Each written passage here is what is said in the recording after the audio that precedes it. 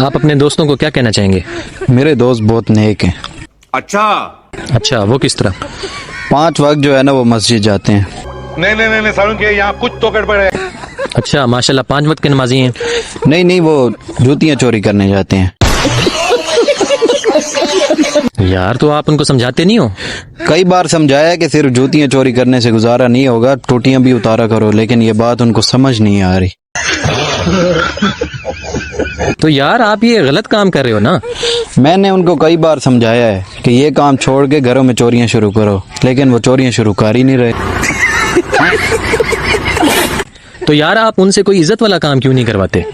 इज्जत वाला काम जो है ना वो शुरू किया था। एक दोस्त ने जो है ना वो तौबा करके अपनी करियाने की दुकान बनाई थी, लेकिन वो चली ही नहीं।